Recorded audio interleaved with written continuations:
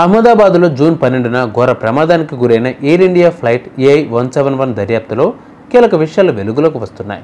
ఈ విమానం కుడివైపున ఉన్న ఇంజిన్ను 3 నెలల క్రితమే ఓవర్ హాలింగ్ సమయంలో అమర్చినట్లు గుర్తించారు. ఈ బోయింగ్ 787 డ్రీమ్లైనర్ దాదాపు 12 ఏళ్ల నుంచి వాడుకలో ఉంది. చివరిసారిగా దీనికి జూన్ 2023లో మెయింటెనెన్స్ చేశారు. డిసెంబర్ 2025న మరోసారి దీనిని నిర్వహించాల్సి ఉంది. ఈ నేపథ్యంలో ప్రమాదానికి గురైన air India Boeing Dreamliner insurance కవర్ను సంస్థ 750 కోట్ల నుంచి 850 కోట్లకు పెంచింది. ఇటీవలే ఇంజిన్ రీప్లేస్ చేయడంతో ఈ నిర్ణయం తీసుకుంది. అహ్మదాబాద్లో జరిగిన ఎయిర్ ఇండియా విమాన ప్రమాదం దశాబ్ద కాలంలో ఎన్నడూ చూడనంత పెద్దదైంది.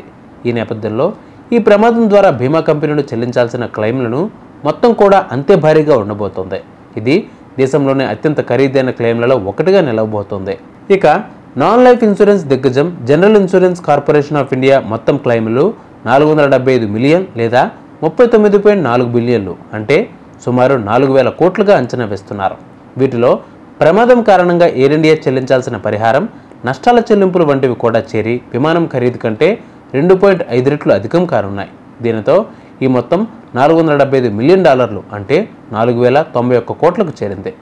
విమాన నష్టానికి $125 మిలియన్ చెల్లించాల్సి ఉండగా ప్రయాణికుల కుటుంబాలకు, థర్డ్ పార్టీ ఇతర వ్యక్తులకు జరిగిన నష్టాలకు ట్రావెల్ పాలసీలు మొత్తం కలిపి మరో $350 మిలియన్ అవుతాయని అంచనా వేస్తున్నారు.